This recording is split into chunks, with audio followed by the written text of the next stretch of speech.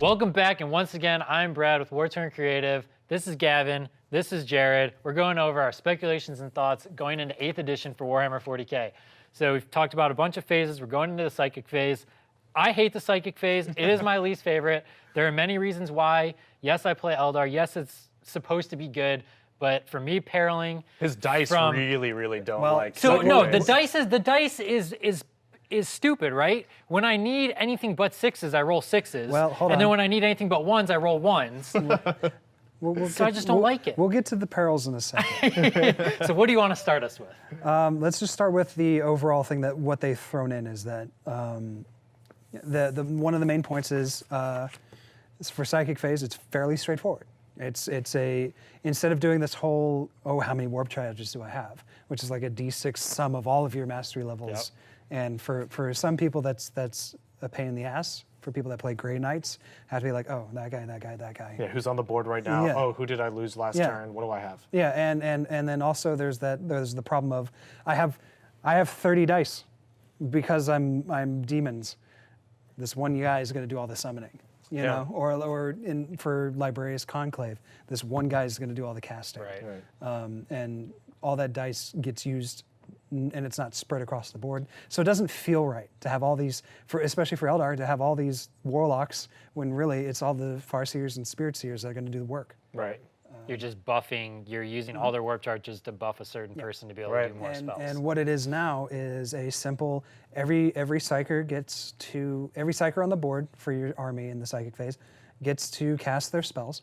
And it's on a 2d6 roll, and you just have to match the casting value. Yeah. Again, it's drawing from Age of Sigmar. It's a very basic. On that, we'll probably see a lot of units that have bonuses to that. There'll probably be spells that may even be capable of giving bonuses to other casters. But generally what we're going to see is more casters doing more things over the course of the game, rather than just having this all-star like Magnus or a Lord of Change flying around casting spells while everyone else is just kind of like sitting around grabbing objectives and picking their nose. Right. They're getting some really exciting gameplay in. Even if it's just that one arcane bolt that everyone gets. Smite, yep. Yeah, Smite, that's it. I'm thinking Age of Sigmar. But Smite off, that's some D3 mortal wounds is nothing to laugh about in the right context and using the right way. Every Psyker is going to be able to do something useful during the Psychic Phase. And speaking about that, for spells specifically, they cited that every faction is going to have their own block of spells. Okay. They're going to have their own disciplines. So no longer are we going to have everybody banking for telepathy to get that invisibility. Or every Space Marine chapter trying to get Veil of Time. Yes. So everybody's going to have their own flavor, which is going to be very satisfying. But everybody has access to Smite, which was a spell example that they put up in the article, and for that particular one, and reading its description, it gives away to a lot of what the Psychic Phase is. It's as the description says, Smite has a warp charge value of 5. If manifested, closest visible enemy unit within 18 inches suffers D3 mortal wounds. Now that sentence itself introduced 3 things. There's a set value that you have to match with a 2d6, which in this case 5. The mechanic for Smite itself says it's not a targeted thing. It hits the nearest thing. You can't really pick you. Which feeds a lot into these new movement values, because now you're going to have to really think about your movement for these guys. And now it also introduced mortal wounds. And for people who don't play Age of Sigmar, mortal wounds is a wound that happens no matter what. It is the exception to things like invulnerables or feel no pains, as far as I speculate. That's how it's treated in Age of Sigmar. There are some special rules that say can ignore mortal wounds specifically, but it is you don't have to roll to wound. This is the wounds that unit takes. Okay. Yeah. And it will more often than not just straight up ignore armor saves, maybe invulnerables, we don't know. But then it also scales, which is the next block of that description. It says, if the result of the psychic test was more than 10, the target suffers a D6 instead of D3, which is terrifying. That's really good because you get lucky on that roll and roll high, and you can dish out D6 more wounds to the nearest unit.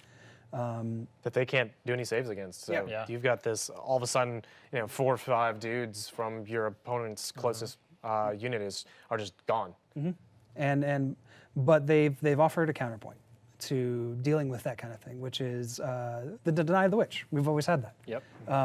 But unlike 7, where it was 7th edition, and before it was terrible, which was like you got to Oh, roll. God. It stayed the same of rolling 6s. In this case, in 7th edition, it was like I need to match every 6 to your 4. Right. In order for me to stop your And the spell. chances of doing that is not very. Didn't low. feel good. It Didn't was feel terrible. good at all, especially both ways. Because when someone just was like, I'll just roll 1 dice, and they get that lucky 6, Yeah. and it's just like, okay, well my whole phase was built around this psychic power. Yep. So, great. So now they have Deny the Witch working as, if I'm within range, in this case it's cited as 24 inches. If I have a librarian within 24 inches of the psyker who's casting that spell, I get to roll a 2d6, and that if I can equal or beat it. I think it just said beat it, Just but outright we'd beat have it? to check that. The spell doesn't happen. It gets denied. And it goes into along the lines with a mastery level, because mastery level plays a part in this. Right. Because I believe it dictates how many spells it still dictates how many spells somebody can take, but it also dictates how many spells you can deny. Right. Okay. So like if you're mastery level 3, you can cast 3, you can deny 3. So now that Essentially. so now that deny is easier, it's not free. You have to make that tactical decision. Okay, do I want to stop this smite, or do I want to stop this other spell that he has in the plan? So like you'll have this game, this chess game where I'm going to start throwing out these other spells that'll do stuff, but it's not my main thing. I mean, not only that, you got to be within range now. Yeah. You used to be able to just So this is something anything. that was in 6th edition, which made, with the rolling 6s, also made life terrible. But now we're removing the 6s out of it. It's just, hey, who can roll better, with a few modifiers, I'm sure, thrown in. And I think that's just going to feel a lot better to play the game. So quick example, Smite, it says you have to roll 5 up. Yep. Right? 5 up on 2 dice. So you roll 5 up on 2 dice. Let's say I roll 5, then you're within 24 inches. You go deny it. You need a 6, 7, yeah. so on. and The you obvious deny it. case, I'd have to roll a 6 or better with 2d6, which is very likely. And being able to do that, having that option to do that is great, but also involving the tactical depth of he still has like 3 other spells. Right. Right. I'm mastery level 3. He's got 3 spells left on Eldrad, who's probably still mastery level 4. And then you have like 2 other warlocks that can churn out some smites. I need to figure out whether or not I want to actually stop the spell. It also really changes how we're going to be, especially our psychic armies that a lot of people like building, how those are built. Because rather than just be like, I need to have a lot of people with 3 or more mastery level, we're going to see, is it worth it to maybe get a lot of psychic mastery level 1s that we can spread out across my army, just so I can get that 1 deny if I need it? Just like, hey, is spreading out your psychers going to be more valuable now? It's going to be really cool to see how these change lists. Or you just do what I do and you run them all on bikes and you just fly around. Go wherever you want because you're Eldar? Yeah, that's cool.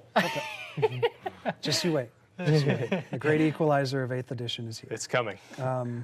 But again, in that notion, I think that you won't find a whole lot of spells that are going to exceed 24 inches or even 18. I think 18 might be the stock standard, because that's very common in their other game, Age of Sigmar, where a lot of their spells are 18. So now there's one thing that I just want to see what your guys' thoughts are. So like currently, you can't use psychic powers if you are in close combat. So how does that affect going forward? Is that something that's going to stay with kind of these changes, do you think? Do you think you're going to be allowed to use psychic powers if you are locked in close combat? Is it something where can you fall back and then use your psychic powers, but you can't shoot? Well, they talked about falling back. It's like as we talked previously in falling back, if you fall back, you're foregoing everything. Okay. So no psychic powers. Because you're more concerned with getting out with your head on your shoulders than being able to whip out a big complex spell. I think that being locked in combat, I don't know if it'll. I think they'll reclassify, and like we had with Witchfire and things like that. That'll still be there, maybe. Yeah, may have some psychic abilities that can be cast in close combat. We've already seen from bolt pistols, as we'll probably get into later. There are some things that can be used during close While you're combat. still in combat. So maybe we do see some psychic abilities that are not only able to be used in close combat, but are exclusively meant for close I still combat. see like some should be really cool. buff-esque spells still happening. Right. Right. Like you can use anything that is going to make you or your unit stronger while you're in close combat versus, but you can't shoot a witch fire because it's like shooting or something like that. Which the implications there, if we have force weapons still, even if they're just moved over to mortal wounds, we don't know if we're gonna have instant death still or anything. But I know force weapons were always kind of a pain in the butt because if you didn't time it perfectly, activate your force weapon and then get into close combat. Well, let's say you miss that charge and then you don't get force off the next turn. Oh man. I honestly think that with force weapons, if they keep it, which they probably will because it's thematic and fluffy and feels good, that it'll just be your basic melee weapon that, it's treated like a power weapon, but on a certain hit or wound roll, it'll deal a mortal wound. Yeah. Because again, mortal wounds are introduced. So force weapons might actually be dishing out either mortal wounds or multi-wounds under certain conditions. Yeah. Okay. So what's the one takeaway for Psychic Phase as we wrap this up? What's your better. one thing? It's better. Oh yeah, better. this is everything way about better. this. So I think most gamers can agree that the Psychic Phase in Warhammer 40k has been one of the. Garbo. It's been a chore. It's been a chore. It's been a kind of a bit of a headache. Not so much as the dogfight subphase, which everyone pretty much just forgot about as don't like talk a about bad dream. Never happened. But the Psychic Phase was the kind of the bad dream that we've all been dealing with still, and I think we're gonna see the resurgence of the Psychic Phase in a more fun kind of experience for both players. And I want to reintroduce another point because from it trims a lot of the fat.